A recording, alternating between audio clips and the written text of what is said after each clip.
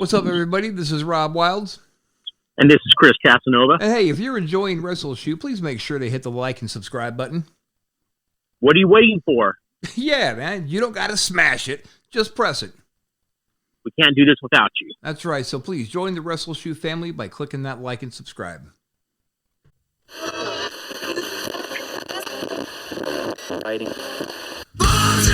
Congratulations! You have found WrestleShoot, hosted by the Wild Thing Rob Wilds and the ladies' man Chris Casanova.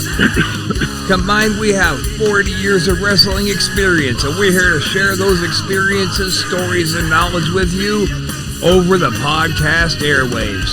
We'll be joined by friends of ours from time to time to share their stories and experiences with you as well.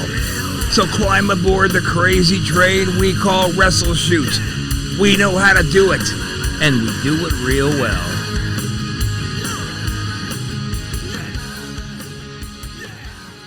All right, we are back for episode number 6 of WrestleShoot. I'm your host, Rob Wilds, joined, of course, by the lovely and talented Chris Casanova. What's up, brother? Thank you. We made it to episode, 6? Yeah. Number 6. And I'll tell you, on that, I would like to share something personal. When we first had this idea of putting on this shindig, we didn't know if anyone would come. Oh, it's true. But now, of course, victory is mine. There we go. I feel better. Hey, get that out of your system, right? You know me. I got to get geeked out with the buttons every now and then.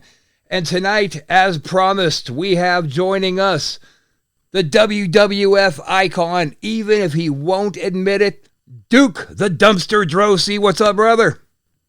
Hey, how's it going, guys? Thanks for having me on your show. Oh, thanks for being here. We've been teasing you for a number of weeks now, and finally we deliver on our promise. I'm looking forward to this episode.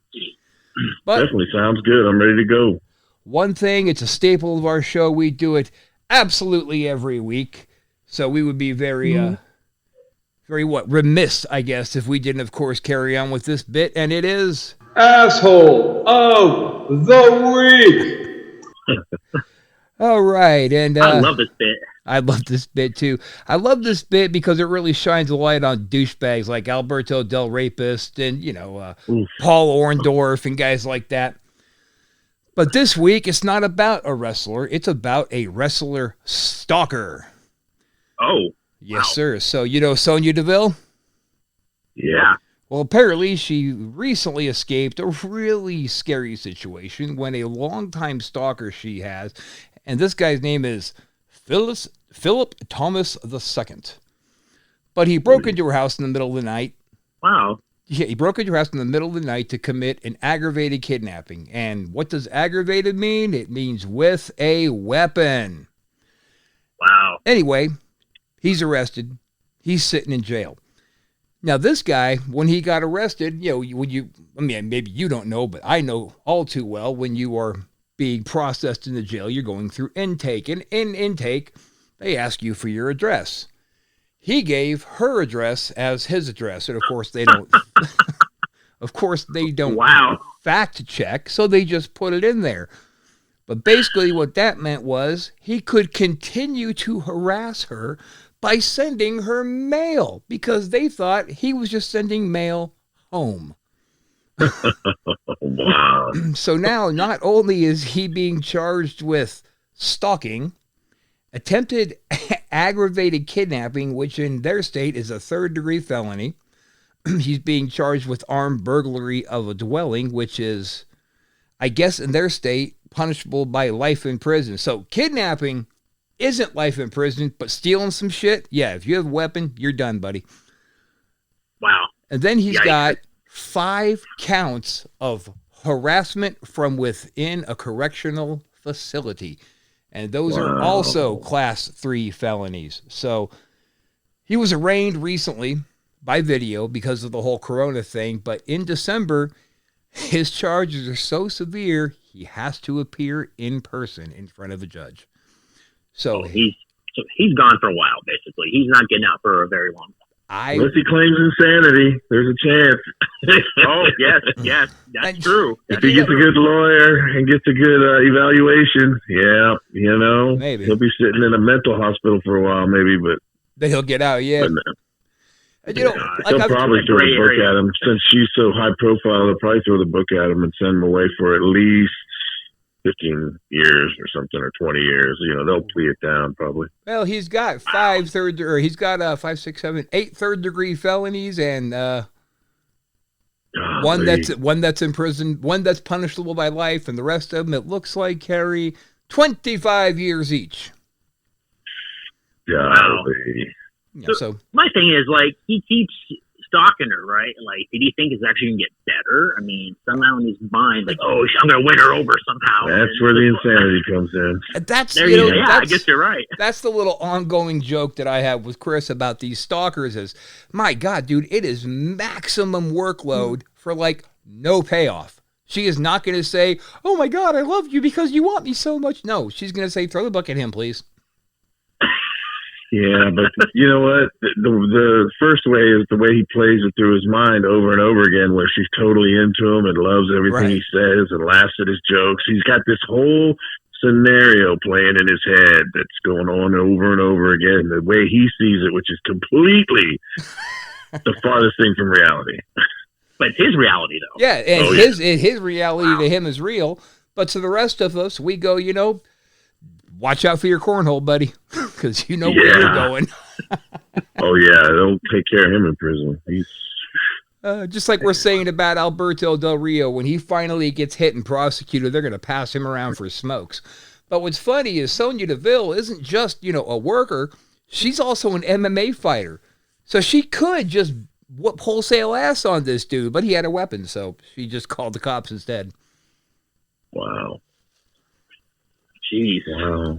So he's pretty up there. I think Del Rio's still number one, and we're having a little contest here. I think he's still number one asshole of the week, though. Oh, he's that was crazy. I think that come January, he is definitely going to win asshole of the year. Like I said last week with Preston Steele, save for somebody breaking in and killing a family of 4 that's a wrestler, Alberto's going to take it. Yep. Yeah, it would take something pretty serious.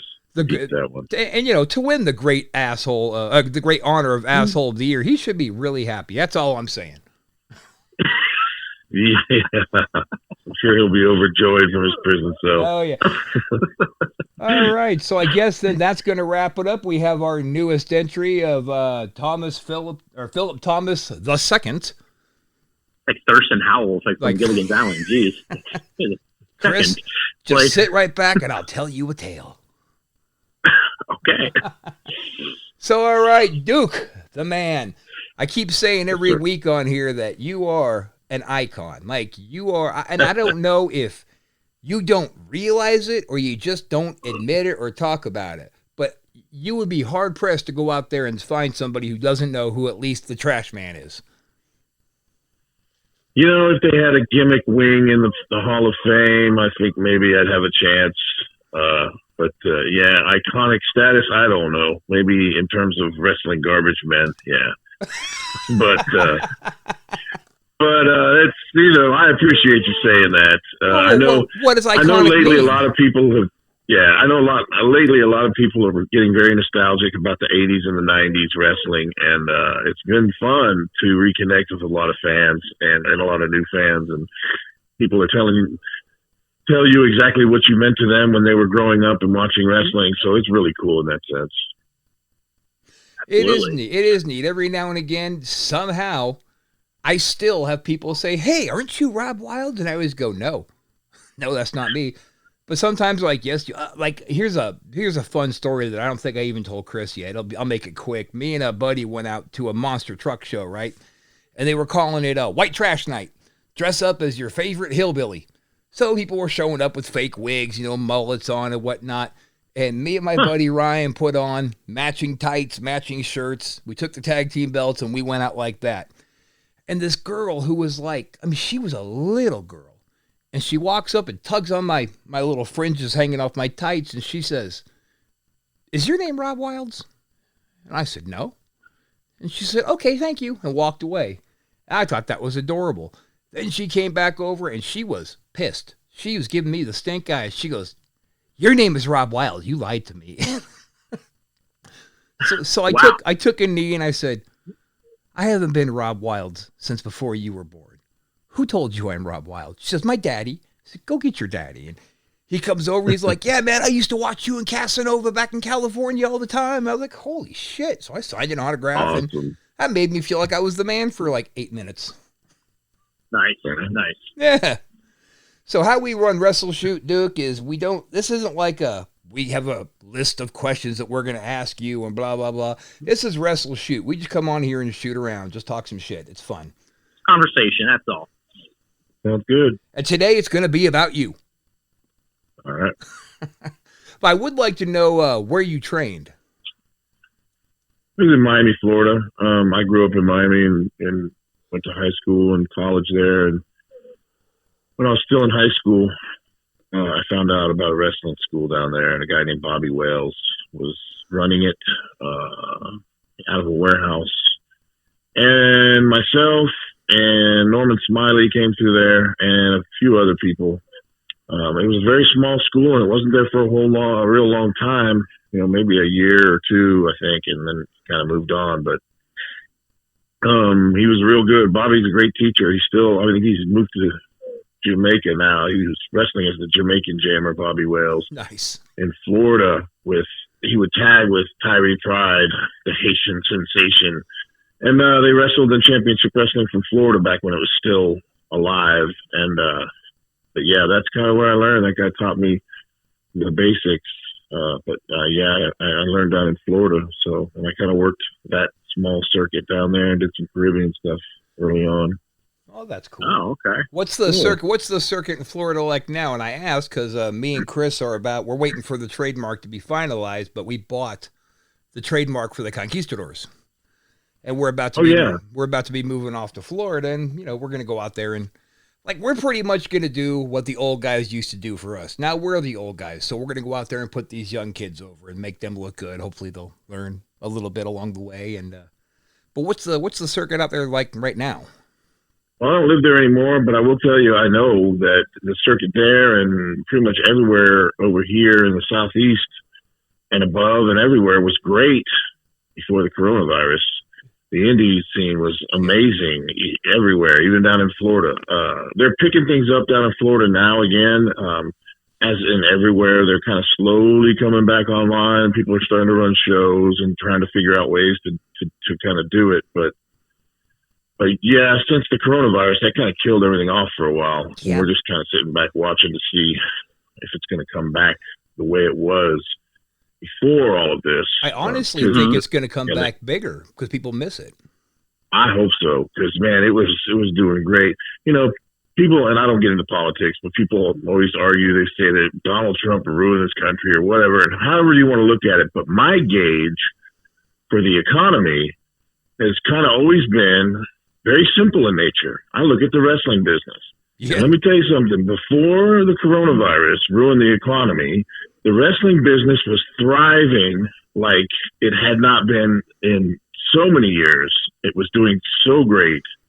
And that to me tells you a lot because, in America and worldwide, when economies are going bad and people are cutting back and there's a recession, one of the first things they quit doing is going to wrestling shows and buying wrestling merchandise and all that stuff. That's one of the first things they cut out of the entertainment budget. Sure. So when wrestling is doing well, that gives you a sign that most everything is doing well. And the independent circuit was doing amazingly. And of course, WWE was pretty much was always doing well. And then AEW started, it's doing well. Your Impact Wrestling, even NWA there for a while was doing great. So if that's any indication, hopefully that comes back because, there's a lot of wrestlers out of work right now and we want to get everybody back to work, the guys and the girls back to work. And even us old timers that like to go do the, meet and greet circuit and the conventions, we'd like to get back to work and do some more stuff. Sure. Absolutely.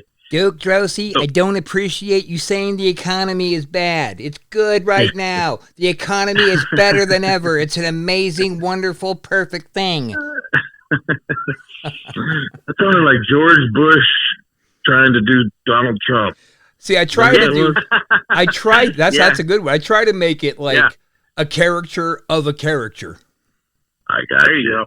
I like good that. stuff. Oh yeah, I do all the terrible impressions. I do Honky Tonk and Jimmy Snuka. We had Preston Steele on last week, and we were doing a lot of Iron Sheik. We were having a lot of fun with Sheik. Nice. So you're still actively doing before COVID hit. You were still actually working the circuits, or were you just doing the meet and greets? Well, I was doing meet and greets for a while, and then I started doing a few shows. But I don't know how much you guys know about what has happened to me in recent years. But I had my left foot amputated in 2013 just because of an old injury and a staph infection and just craziness. But I got back in the ring with a prosthetic foot, and wow. And I was wrestling, but then it caused me issues, and I got like a sore and an abscess and an infection, and so back in November of last year, I had to have a surgery to remove an infection from the leg, the stump, the leg that was amputated, and had issues with it healing for a while. And I went through this whole thing to the point where last Monday I had another surgery to work on it, but it seems to be doing really well now. It's healing up fast, but I'm going to have to stop. This is my very long answer to your short question. I have to stop wrestling from now on because I cannot risk having any more problems with that leg and infection, because I don't want them to have to cut any more bone out of there. It's just such pain. Yeah. But, definitely doing the meet and greets, definitely going to do the conventions. A lot of people want to do conventions, but of course they're still being kind of held back because of the coronavirus. There's some more private meet and greets going on, like people with collectible stores are bringing guys in and stuff like that. But okay, everything's kind of slow right now, which is cool. It's all right. It'll come back though, I'm sure, after all this blows over. Well, after Super Tuesday, I'm sure the coronavirus will be back page news. Yeah, and I think so too. But I'm hearing like a lot of the shows are doing like they're having independent shows where people are sitting in their cars and watching the shows. Like I heard some about that, almost like a drive-in type theater. So the ring's like in the middle, and then people are pulling their cars up to like watch the shows. That's what I hear some of the independent wrestling promotions are doing. But a lot of people in the wrestling business are very creative thinkers. And a lot of people are doing autograph signings. They're doing virtual meet and greets where they sit with a wrestler at a table, and people online or Facebook Live or streaming will buy pictures, autographs, or action figures, and have them personalized and just send the money through whatever, PayPal. And they're doing meet and greets like that now too. I've already done one of those, which is really interesting. But there's a will, there's a way in the wrestling business. Well, I'll tell you, that drive-in gimmick you're talking about, Bill Burr and Burt Kreschner started doing that right when this whole virus thing took over. They started doing their live stand-up comedy shows at drive-ins. They love it. They say, there's people out there, barbecuing and tossing a football around between acts, and they erect a stage in front of the movie screen, and people sit in their cars and watch the comedy. They dial their radios in. And I thought, God, that's just genius. That is so creative, a way to really keep people entertained, because right now we really need that. But just to keep yourself working is genius. Yeah, true. Very true. That's the name of the game. Try to keep getting out there and interacting with the fans and doing your thing. Mm-hmm. I think the fans really get into it too. I think it's a way for them to kind of get away from real life that's going on and kind of go in this fantasy world and have fun watching wrestling. And I think, I've heard a lot of people say wrestling is an escape from so much. It's with all the negativity going on in the world right now, people need an escape, and wrestling seems to fit that bill perfectly. Well, sure, you're breaking away from real life in 100% certainty. Nobody looks at the game anymore, anywhere in the world. Nobody looks at wrestling anymore and goes, there's a chance that this is real. They just look at it for the entertainment value, the production, the skill set that goes into it. So they get to walk away from everything that's real, because there's no way that I'm going to throw Duke into a corner, punch him in the eye 5 times, and it's not going to swell shut. I mean, there's no way that's going to happen, but people take that part out of their brain. They're just saying, tell me a story. Yeah, it's like suspension of disbelief when you watch a movie. It's Yeah. the same concept, absolutely. Sure. Suspension of disbelief. I like that. I'm going to start using that. Yeah. Rob Wild is not afraid to bite from anybody. If it works, right? Well, Christ, I spent the first 5 years of my career ripping off Bret Hart and Mr. Perfect every night, So Yep, there you go. I ripped off Arn Anderson and the Road Warriors. Yep. Yeah. Oh, shit. Hey, they might rip off from Arn Anderson's a great person to take anything from. Oh, yeah. I mean, I stole his spine buster. Boy, Me too. I made it look just like him. I love doing it. And people always pop for that. They go, oh, shit, that looked hard. Yeah. Yeah, for real. It's a great move. Anything Arn and Tully did was artwork. Yes. I can't say anything. Absolutely. Their last appearance on AEW, that was kind of embarrassing. I don't know what they were doing there. I didn't see it, but I heard about it. Just where, Tully starts poking Arn in the chest and, oh, I got a problem with you. And then Arn said, oh, I know where this is going. And then just walked away. And then they just beat on the rock and roll. I was like, okay, that made no sense. Strange. I got to think they have to be going somewhere with it, but it was a really bad drop off to a really weak lead up. Yeah. And for those two guys to do something badly, I mean, everybody does it once in a while, I guess. So they might as well wait till they're semi-retired to do it. I wonder how the hierarchy of creative works there at AEW as opposed to WWE. There's teams of writers in WWE, but is there just people coming up and giving Tony Khan suggestions and he decides and gets with Cody or whomever, a small brain trust of the top guys, or, I wonder how they do that. Well, if you is there somebody that they're calling the official booker, you know what I mean? If you ask Chris Jericho, everything good that happens at AEW is all him. There you go. It's all me. If it wasn't for him and what's his name, Omega's match, then AEW would have never happened. And Vince McMahon is so scared of us that he's giving big bonuses to all of his wrestlers not to leave. And I called bullshit immediately on that one. And then he let half of his wrestlers go. Yeah. Vince is like, hey, there's the door, buddy. Good luck to you, man. I'll make somebody to replace you tomorrow. Future endeavored.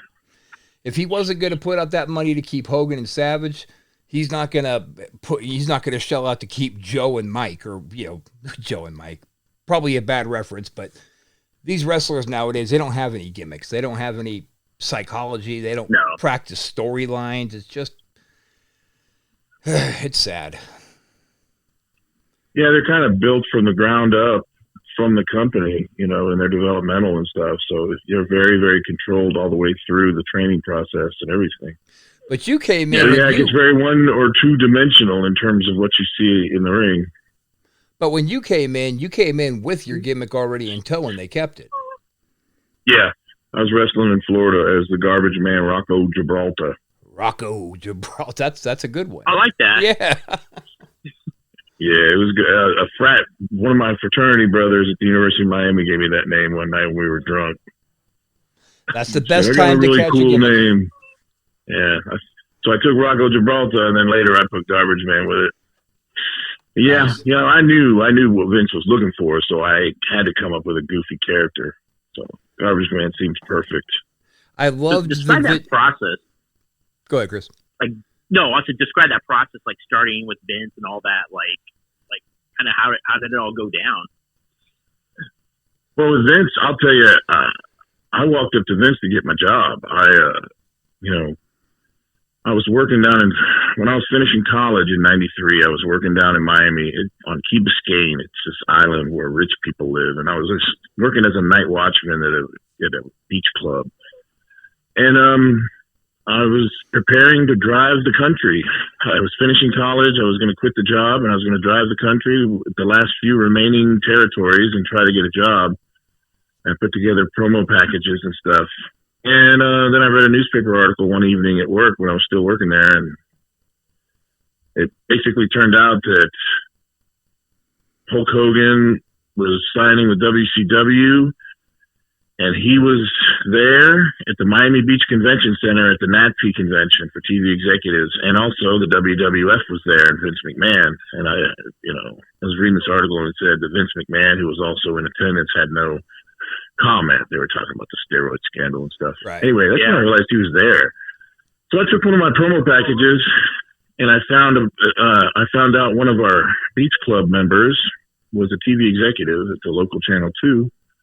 I called him, and he said, "Oh, yeah, I got some credentials for that. You want to borrow them?" So I took his credentials, put them around my neck, and put on a suit and walked in there. And I just walked right up to Vince McMahon in the WWF booth and pitched him for about 30 seconds, handed him a promotional package, personally, handed it to him, and then I got the hell out of there.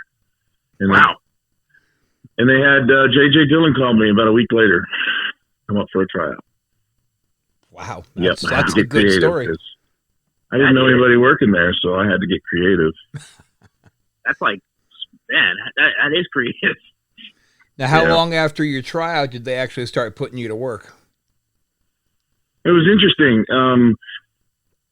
JJ called me right after and said they were hiring me and they were going to put together a contract, and they had mailed it to me. You know, all these other guys flew up there and met with Vince and everything. I never met with Vince like up there until after I started working, but it took like 3 months before they were ready to bring me up. I guess I don't know what they were doing.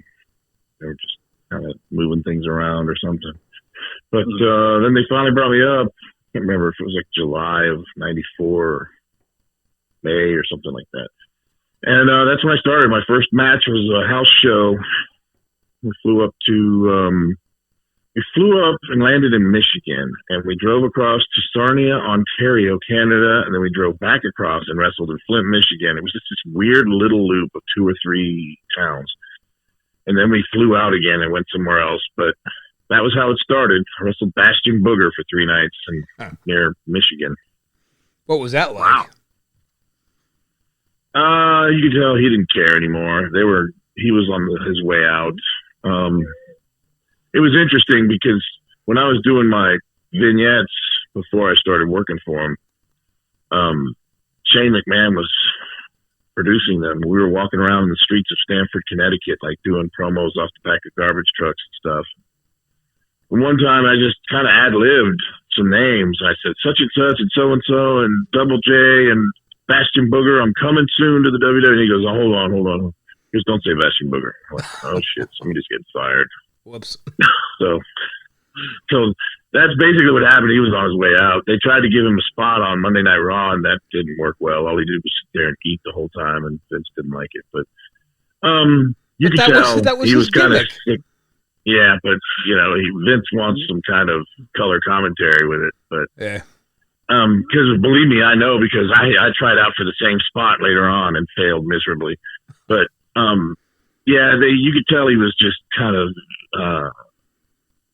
Mike Shaw was sick and tired of it by the time I got there, and he was just like, oh great, doing a job for this guy, new guy coming in. Yeah. Which I could relate to a couple of years later because that became me. So but yeah, it was interesting to say the least. He was a nice guy though, hell of a nice guy. Right. I don't think I would have minded being the enhancement job guy. I'd be like, yeah, man, you're paying me, so let's do it. I don't care. Like, was this? Yeah, I mean, he was full time. He was on the road, so with this Conquistadors thing, we're going to job every night, and that's just fine with us. The only problem back then, though, is there was no money. I mean, money was really bad. It got to the point where, because this was while Vince was in federal court on steroid charges, which were nonsense, by the way. But sure, some nights, like I got really good at reading houses. You could look out and see how many people were there, because every night you could take a $200 cash draw for road expenses if you wanted. And what I've started to realize is, if I was very, careful with my money and I didn't take cash draws and waste that money, if some houses that were really small, I would get home and later I'd get a check for that show and it would be less than $200. And I realized, okay, I need to watch these houses because if it's below a certain point, I need to take my $200 draw because that's going to be better than the check I get. Yeah. That's how bad times were. That's how bad it was then. A lot of wrestlers will tell you that. We were barely making, draw money. So, it was what it was, and you just tried to eke out a living the best you could. Wow, funny to say that about the World Wrestling Federation, but that's the way it was. It's the truth. Well, there's still a corporation, and he's still watching his bottom line before anybody else's. Yeah, it's a lot different now. It's publicly traded. It's not a mom and pop show no more. Right. Even though it kind of is. But that's funny. I say all the time, that night McMahon went to bed a millionaire and woke up a billionaire. Yeah, for real. Must be nice. Yeah. He's some people would say he deserves it. He's a shrewd businessman, or however you want to put it. Some people say he's got those billions off the broken backs of thousands of guys and girls, and however you want to look at it. But, we all went there willingly to for a chance to work for that company, and we knew what we were getting into. That's why, they keep going through that concussion lawsuit, but it just got, I think, finally dismissed. But what it comes down to is, we signed up. We knew what we were getting into. He signed these ridiculous independent contractor, contracts that had this ridiculously low guarantee, $150 a night for 10 nights a year. That was the guarantee. Right. $1,500. That's all they had to pay you under that contract. And you couldn't go work for anybody else because you were signed to them, even though you were an independent contractor. Yeah, it was ridiculous, but guys were willing. A little bit. Yeah. Guys were willing to sign it for the chance to work there. So, wow. I mean, I would have signed it. That's what I'm saying. I said, hell yeah, I'll sign it. Yeah, I'd have signed it. I guess it's a leap of faith, right? You're like, okay, let's see how these, 10 shows or whatever, go. And if they like me, they'll bring me back for more. I mean, so I probably would have signed it too. It's really about how much do you believe in yourself and not the company. Right. Yeah. How well are you going to get over and kind of, move your spot forward and move up higher on the, on the totem pole. But back then, the ability to do that. Back then in your day, though, you guys had no clue coming into the company how goddamn political it was going to be on top of just trying to get over. No, yeah, you didn't. Yeah, we didn't know how bad the money was and how rough it was. Because, it was just, again, it was right after that whole Hulk Hogan steroid scandal nonsense, and the crowds just dropped off the face of the earth pretty much. They were cutting buildings down to 1/3, so they just had like 1/3 of the seats open at TV taping sometimes, and they would just film that 1/3 of the arena to make it look full because they couldn't fill arenas for TV or house shows. So it sounds like it was basically kind of like a depression back then, basically. It was the dark ages. The new generation era was the dark ages of the World Wrestling Federation. Wow. Yeah, that's something that me and Chris used to notice just on the indies, how people on the indies are trying to get political, and they're trying to use some level of stroke to get themselves a better spot on the card, or they would have or not have to go under to somebody else. Yeah, and who gives a damn about doing the job? These kids made it seem like this is real, like we're really the better competitor, and we won this championship out of our legitimate better skills. And get out of here, man. I could stretch half of you little pricks back here. You guys aren't nobodies. Yeah, that's just the way it is, though. It's a business full of egos, and it still is, I'm sure. It certainly was back then. Oh, you were on the big time, on the little guys like us, looking up how high that ladder goes and how we can climb this. We can still got 40 guys around us who are trying to backstab their way up that ladder, and it's stupid. Especially when these, like in the WWF, EFG, whatever you want to call it, but you get a belt, and it's a cool belt. On the indies, they're just replicas of those cool belts. They're not even original. Yeah. True. Very true. Ah, well. I'm not trying to bash down the indies, certainly, because I love it. You get those little houses of 300-400 people, and it's just so easy to work them. It's so easy to get them to just eat that story like meatloaf because they want to. Absolutely. And they get these little followings, these grassroots kind of campaigns. They start building up these crowds slowly, and they get their loyal followers, and it's great. It's great to see.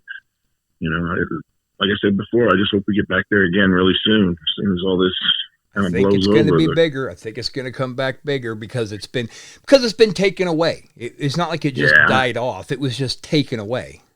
Yeah. I hope you're right. I think you may very well be right. Just judging by how many people are still so eagerly buying merchandise, different types, and you see things buying and selling on social media, belts and action figures and autographs. And sure. So there's still a demand. So when they can get out and get that live experience with their favorite wrestlers, it's going to kind of take off again. It really, really should. I believe that as well. And I hope so, because, we have thrown down a pretty significant amount of money on making this Conquistadors come to reality with the trademark expenses and all that. It hasn't been a cheap run, so I hope we're not throwing all this cash into showing up to a house that's got 25 people in it. Well, you may have a few of those, but you just work your way, and Sure. you know how it works. I just mean in general, no matter where you go, you're going to have 50 people trying to cheer but not making any noise. Nah, it'll build up. I mean, I already know there's some places down in Florida that are coming back already, and I think it's AIWF. There's a lot of promotions that are starting to run again, depending on what state they're in. So it's already starting to rebuild, and fans are coming back. So. Yeah, we're going to get down there and go bother Jay Lethal to hop into his ring for a couple of weeks and work out and knock the rust off. There you go. Oh. And he's a fun guy. I mean, you could tell that he legitimately enjoys what he does. It's not a job for him. He's still having a lot of fun with it. Yeah, that's kind of the way I was when I was there. I was always having fun, always trying to make people laugh, doing impersonations, which I see him do great ones. Oh, yeah. Ric Flair is stellar. The Black Machismo. Yeah, it's so awesome. So, it's important to have fun while you're doing this stuff, man, because if you take it too serious, then you become one of these guys that gets all wrapped up in it and loses your mind over it. Yeah, it's important. Wife or girlfriend leaves you. Your friends don't like you anymore because every breath you take is about wrestling. It's like you gotta be able to compartmentalize. And certainly, have a balance. You're absolutely right. And did you ever run into a few of those on the road, like ones that took it too seriously? I mean, days. I remember seeing an interview with Scott Hall where he said that Bret the Hitman Hart was the hitman when he went home. It's true. And there may be a certain amount of truth to that. We all went up there for Christmas one time because we were working house shows up there during Christmas in Calgary. And Bret invited everybody over to his house for a meal. And like Scott Hall said, it was a shrine to the hitman. There was pictures of him all over the house, and as Bret the Hitman Hart, belts, and everything else. So I've heard Bret has there's a lot of guys that take it. I've heard he has a giant painting of himself hanging over his bed, so that's wild to me. Yeah, I didn't go into his bedroom, but I heard that's true. Yeah, he had some weird stuff. He had some weird, like when you walked in the door, he had some weird horror movie, like something. He at that point it was like an alien that was coming out of the wall, but then I think later he got the electric chair thing with somebody being electrocuted. He had some weird stuff. Yeah, I think he was into horror movies. I think Bret maybe didn't tuck his chin enough. I don't know. Yeah, that's possible too. But yeah, a lot of guys just they didn't have a good separation of the person and the character. Some guys live the gimmick, as they say. Okay, yeah. They're basically a 24-hour gimmick, basically. Oh, pretty much. Yeah, even when they went home.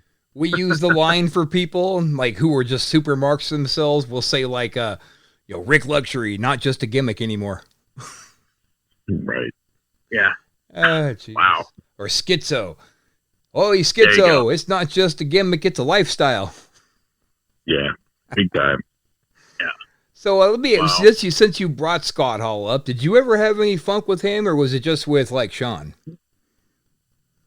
I didn't have any problems. I mean, look, the Clique as a whole was a bunch of guys that they had a lot of power. And they were very arrogant about it. They flaunted it, and that pissed a lot of people off. But individually, a lot of them were pretty cool to hang with. And God knows me and Scott Hall went out to the bars and partied quite a bit. Yeah. And Shawn Michaels was involved sometimes as well. Because I was one of the guys that was always at the bar after shows. And so, we hung out and stuff. And plus Scott knew I wouldn't put up with bullshit. I would just tell him to shut up when he started saying stupid shit. So, but I mean, I got along with everybody. I was pretty much, I didn't.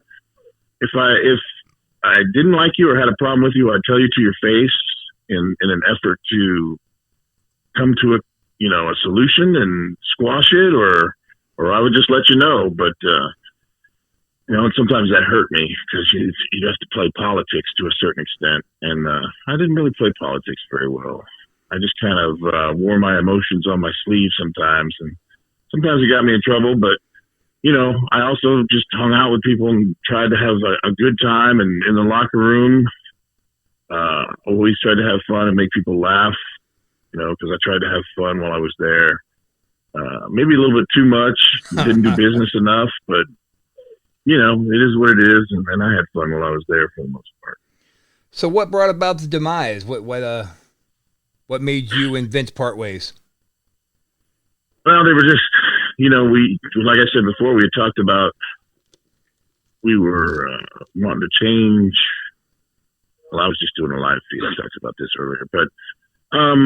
When they cut my hair, I wanted to cut my hair and turn heel, and they decided to ask. They said, "Why don't you let Triple H cut your hair in the feud?" And I did. But then afterwards, they didn't turn me heel. They kept me babyface, and then they relegated me back to just putting over new heels that came in the territory. So, I voiced my displeasure with that, and I did it to the point where I think Vince got sick of me. And Vince had offered to send me to Memphis to work and develop as a heel.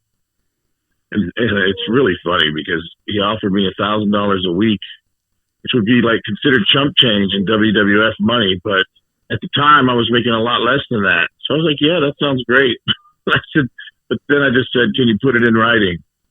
And I think that was the nail in the coffin. When I said that to him, oh wow, he just agreed. He agreed, yes, of course. But then that was it. Like shortly thereafter, Jerry Briscoe came up to me on TV and said that Vince said I could go ahead on home. I still had 8 months on my contract, a worthless contract, but I couldn't go wrestle anywhere else. So I just waited it out and tried to go WCW at one point. But by the time I left, look, I was disenchanted with the business, and I was complaining to Vince a lot. And I think a lot of that had to do with I was using more drugs, painkillers. I had hurt my back at one point and really got heavy on painkillers. I was drinking a lot of alcohol, and I was just becoming very erratic. And so it got bad. I ended up going home. It got worse. I tried to go to WCW. That didn't work because, like I said, it was bad. And then I just kind of spiraled out of control and disappeared off the face of the earth for about a quarter of a century after that. Wow. Yeah. Well, it's pretty heavy. Well, I know we were good trying now. to. That's all that matters. We were trying to get a hold of you years ago to bring you out to Sacramento. I wanted to book you versus Stro. But that just never kind of came to fruition. You remember what year it was? Oh, hell no. I barely remember what year this is. 2003, 2004 sometime. 2003, I had just gone to rehab the first time. I moved up here to Tennessee. My family moved me up here, put me in rehab, and I was completely disgusted with the wrestling business. I had a lot of regrets. I wasn't answering any calls about wrestling or any messages on what wasn't Facebook back then. It was MySpace, I think.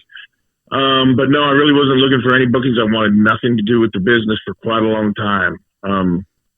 You know, I had to kind of come out of that funk too. It took a while, but I'm glad I did, because I mean, I got clean and sober once, and then I relapsed in 2009, got arrested in 2013, and that was kind of the rock bottom. And after that, when I came back from all of that, I again went into that same mode where I didn't want to be involved in the business. But this promoter here in Tennessee just kept calling me, and I went and did one little meet and greet for him at like a high school gym.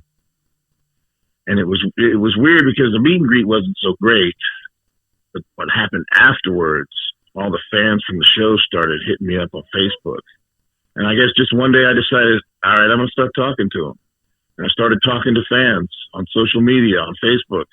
And they started asking me questions about stuff that happened when I was there. And I started answering these questions. And then that turned into me telling road stories. Right. And the road stories I started telling on my Facebook page is what really got people interested. I went from like 250 friends to 2,500 within 2 weeks. And then in about a month after that, I was maxed out at 5,000 because all the wrestling fans were just kind of telling each other word of mouth about these stories I was telling. And I just reconnected with the fans. And I realized there still was good parts about this business that you could enjoy as a wrestler, even though I'm separated from working in the business as talent. That might be a good thing, because now I don't have to deal with the politics. I can just, you know, interact with the fans and have a good time and make a little money going on the whole convention circuit and doing appearances at shows, and, you know, kind of as a little side deal. And again, it's become about interacting with fans in a positive way. And I'm glad I came back from my self-imposed exile. And I'm glad where it is today, because, you know, it's fun again. Yeah, absolutely. Yeah. It's fun. That's a bummer, though. We wanted to work you in a handicap match. Yeah, but I would have been the one that was handicapped because I only had 1 foot. Well, not back in 2003. Oh, I got amputee jokes. Thank you very much, ladies and gentlemen. Terry Von Erich can do it. Yeah, he had half a foot. I'm cut off with the calf. Oh, did he have half a foot? I thought he was completely lopped off, too. I thought it was just the front of his foot was taken off. Okay. Yeah, I think he's right. Yeah, I think it was his front part. That's why he could still wear boots. Yeah, right. Yeah, they stayed on, sort of. But no, I can't wear boots. I mean, I wear a prosthetic leg, so from my calf down, below the knee. Prosthetic. Oh, man, I guess, yeah, I could see how that would be rough, banging on the bone. And yeah, that's exactly what happened. It caused an abscess, and it was really bad. It got infected. It was just horrible. Well, gosh. So I got to take it easy. So I tell promoters now, I can do run-ins, but it's actually going to be a walk-in. I was going to say a limp in. I can slam somebody over the head with a can, and that's about it. I'll take my foot off and literally kick your ass with it. You know, like the Iron Sheik walking to the ring at WrestleMania 17 in the Gimmick Battle Royal. Oh, no. By the time he gets down here, it'll be WrestleMania 38. I love that line. That's the greatest. I love all of Heenan's lines. I miss Bobby Heenan. Yeah. Last time that I saw him, you know, he had most of his bottom jaw taken off, and I just started tearing up and had to get out of the room. I couldn't see him like that. Yeah, it's bad. It was bad. So unfortunate. Well, gosh, we're coming to the end of the time that we have, and we're ending on such a positive note. We're definitely going to have to pick this thing up again later and do it again with some more of those road stories. Absolutely. Well, this has been awesome. The Icon, Duke the Icon Droese. Yes. I miss Vince McMahon left. Well, goddamn, pal. Pretty convincing. Goddamn, pal. Yes. Wow, that's convincing right there. There you go.